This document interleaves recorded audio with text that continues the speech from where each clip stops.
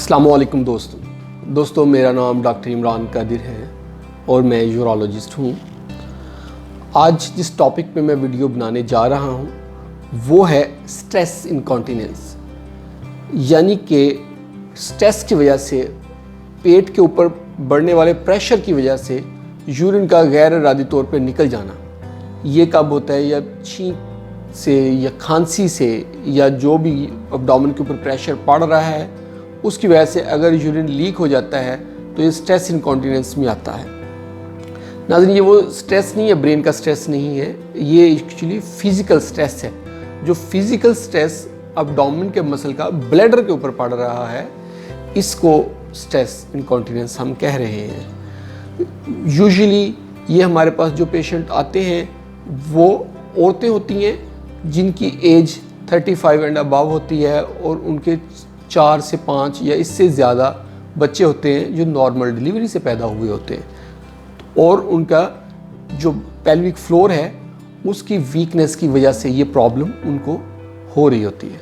मर्दों में भी ये प्रॉब्लम हो सकता है जी, मर्दों में भी हो सकता है। मर्दों में उनमें जिनकी प्रोस्टेट की सर्जरी हुई हो या ओपन सर्जरी हुई हो या कैमरास के साथ सर्जरी हुई हो एंडोस्कोपिकली, तो उनमें भी ये प्रॉब्लम हो सकता है। उनका ट्रीटमेंट भी अकॉर्डिंग टू दैट करते हैं। तो इसकी ट्रीटमेंट के लिए क्या ऑप्शंस हैं हमारे पास? ट्रीटमेंट हम इस तरह करते हैं कि पेशेंट को हम शुरू में पेल्विक फ्लोर मसल ट्रेनिंग सिखाते हैं कि pelvic floor muscle training, patient का जो पेल्विक फ्लोर है वो मसल जिन्होंने यूरिन वाली नाली को और पोटी वाली जगह के रास्ते को उठाया हुआ है, पकड़ा हुआ है, होल्ड किया है, उन मसल्स को, ये दोनों रानों के दरमियान या दोनों टांगों के दरमियान वाला हिस्से के मसल होते हैं, इनको हम मजबूत करते हैं, इनकी ट्रेनिंग करके इनकी एक्सरसाइज करवा के। इसको हम कीगल एक्सरसाइज भी कहते हैं। तो कीगल एक्सरसाइज के ऊपर हम बहुत जल्द एक वीडियो बनाएंगे जो लाइव वीडियो होगी, यानी कि उसके ऊपर डिमॉन्स्ट्रेट करके आपको दिखाएंगे कि कैसे ये की जा सकती है। साथ हम कोई ड्रग्स भी दे सकते हैं जैसे डिलॉक्सिटिन वगैरह। इस मेडिसिन से भी पेशेंट को इम्प्रूवमेंट आती है।